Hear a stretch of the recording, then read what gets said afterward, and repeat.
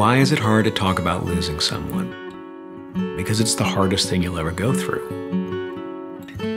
It is the hardest thing that you will ever experience in your life, losing someone that you love.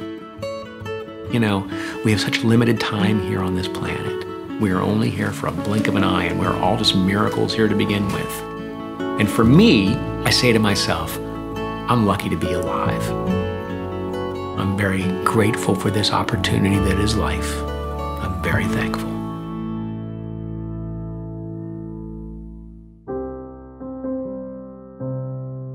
Well, I certainly understand why it makes people feel uncomfortable to talk about death. Being 10 years old and trying to get your brain to wrap around the idea that you're never going to see your father again. There's no amount of begging, there's no amount of pleading, there's no amount of crying that you can do to ever make this any better.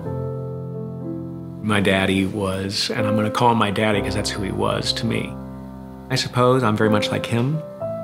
When he was 7 years old, his father died. He grew up very, very quickly in ways that, no child should ever have to do. There wasn't a whole lot of money after my grandfather had died, so my daddy put himself through school by joining ROTC, which was, basically saying, I'm gonna go into the Army in exchange for having my education paid for. And this isn't at the time of the Vietnam War, so he knew that he'd probably be putting himself into harm's way. I look at pictures of him, even as a young man, and he looks incredibly responsible, like a man who's gonna walk in and take charge of the situation. If you gave him an assignment, it was his duty to follow through on it, and that's what he did. He just set his jaw in a certain way, and that's the way he went. My daddy was named Harold, and my mother is Mary Beth. They were chemistry lab partners together. Relatively soon after they started seeing each other, my mother got pregnant with me. I give my parents an awful lot of credit because they went from dating to married very quickly. And they had to make some very grown-up decisions, and here I am today because of it. In 1970, my father was deployed to Vietnam for a year's tour there. And so my mother basically became a single mother at that point. She was also still going to school, trying to finish up her degree, while managing this little boy who doesn't understand why daddy is gone for so long. And anybody who's got family in the military knows exactly how hard that is. It was really great to hear Hal's voice on the tape the other night. He certainly learned a lot of words and talks a lot plainer than he did when I left. I really think I'll know him when I get home. After my father had resigned his commission from the military, he was coming back from a business trip, and he was at the airport, and he just felt that something was not right. He just knew that he was most likely having a heart attack. And they admitted him to the hospital. He was in there for 2 weeks.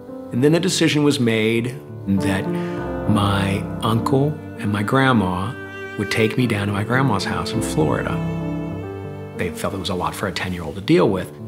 We were down in Florida for about 4 or 5 days, and that's when he died, back in Ohio.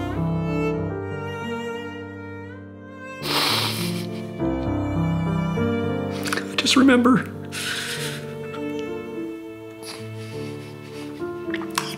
kind of the floor going out from underneath me.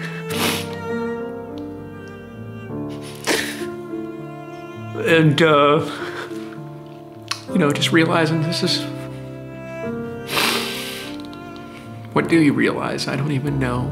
It just, life evaporates in that moment.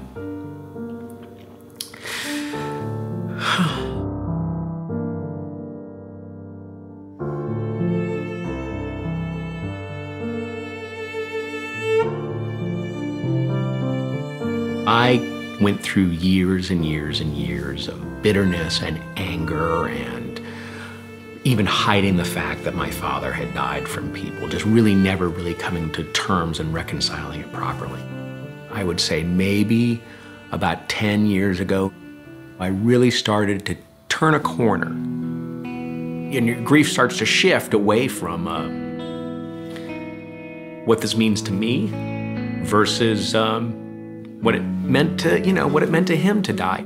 And I started feeling less angry about my life and more sad about his and what he wasn't able to experience.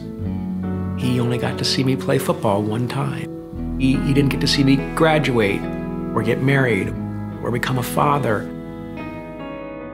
My father and I are only 22, almost 23 years apart in age.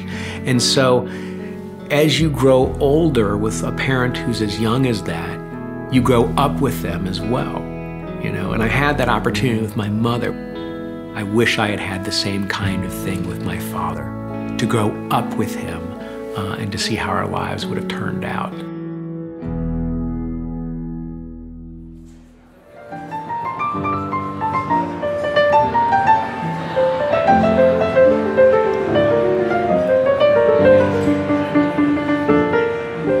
Masterpiece of Love began for me on April 20th of 1977, nearly 40 years ago. That's when my father died of a heart attack. He was 33 years old. My mother was 31. I was 10. My father left my mother and me with just a little bit of life insurance. Although she was working, my father's life insurance helped to keep food on our table, a roof over our heads, and us going. When death comes into your life at such an early age, it never leaves. Among many other things for me, it meant that when I had my own family, having plenty of life insurance for all of us was of singular importance. This project, Masterpiece of Love, I'm luckier than anybody else because I got to see this from everybody's perspective, from telling my story, hearing people's stories, seeing the artists doing their work. Maybe that's the reason why I had to go through this as a little boy.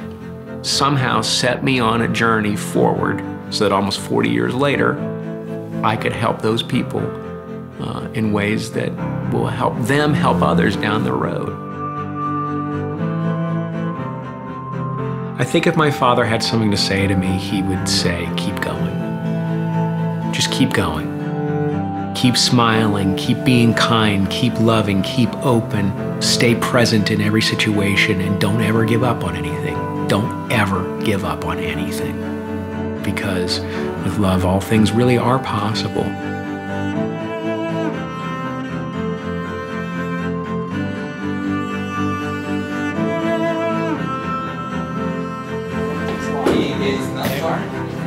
Okay, guys, here it comes.